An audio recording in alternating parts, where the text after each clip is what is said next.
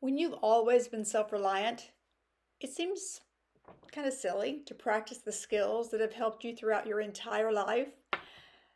But sometimes those skills, they're more fragile than we think.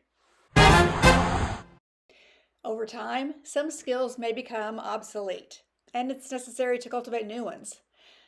Sometimes you just need to work on existing skills, strengthening that connection. So take 10 minutes and practice being aware of your environment, of your movement, of your senses even. This is a easy, quick exercise in semantic fluency that you can do as an individual or as a group. Semantic fluency is the practice of retrieving words within a specific category. Usually they're nouns, a person, place, or thing, and you retrieve those things within the guardrails that are set up by defining a category. Those guardrails help focus your attention and get your mind focused in the right direction. Now, for the purposes of this wellness practice, semantic fluency is used not to assess your cognitive function. It's used as a bridge between exercises.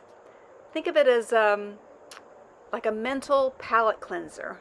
When approached in this way, there will be less anxiety, which coincidentally will allow your brain to free associate, which can lead to a flood of words and concepts. Now you can practice semantic fluency as an individual or as a group.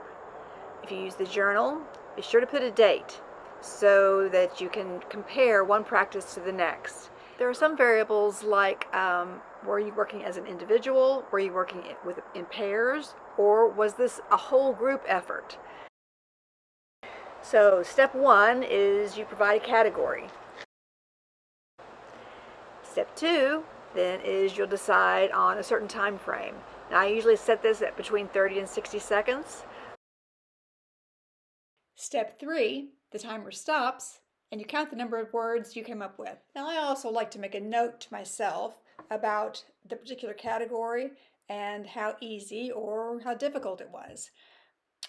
What triggered memories for me? What triggered the words? Were they images first? Was it a letter? Sometimes it's a color. Make a note to myself of what specific things helped trigger the response so that I listed the amount of words that I listed. And then I can compare that when I go back and do the same thing again. You know, one way is not better or worse than another. It just gives you information about the way that you capture information, store information, and then can recall it.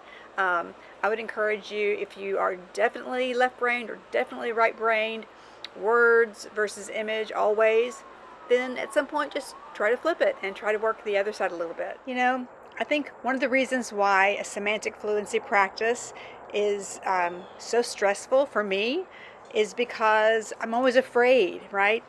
I'm afraid I'm not going to be able to come up with as many words as I can or the right words. And I think as many times as I've said this to other people, and I say it to myself constantly, fear is a self-fulfilling prophecy. The thing that we are the most afraid of is the thing that we're going to bring about. So we have to find a way to focus our mind on something else or free our mind to accept other information.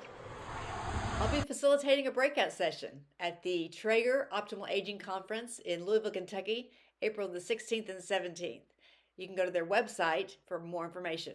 I'll also be facilitating a session at the Mid-Atlantic Intergenerational Conference, June 3rd through the 5th in Atlantic City, New Jersey.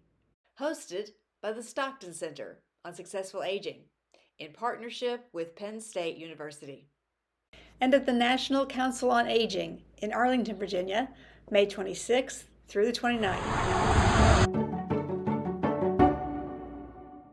I took it because I wanted to learn things that would help me with my aging process. Concentration, practice, more active. I think the more you think about things you should do, the more likely you are to do it. It helps me to intentionally think about things at home. I have my mind on, instead of having a million things going on up there, I have it focused. And yes, I would say anyone with some age, that would be most helpful. Yeah. I think as we age, especially for me, I need to do all that I can to help myself grow with the age, to handle it and not give up, to practice things like being flexible and thinking intentionally, and it's just good. And it's practically every part of your body. It's your arms and your legs and your brain, and I just think that's helpful.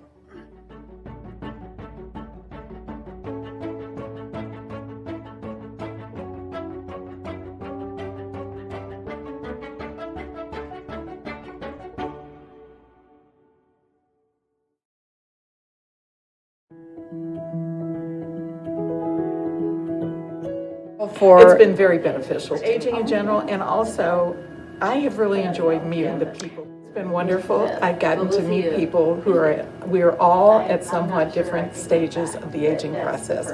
There's some here younger than me, some older than me, and it's been given sort of an inspiration to me to know that if at a more advanced age than I am, if they can be coming and doing these things, that's good. I can too.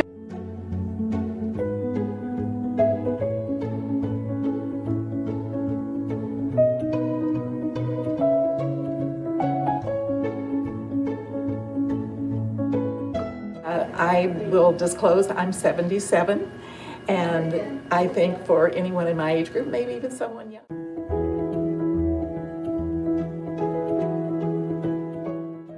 Learning new things and getting different perspectives, and then also listening to the group. The social aspect of it.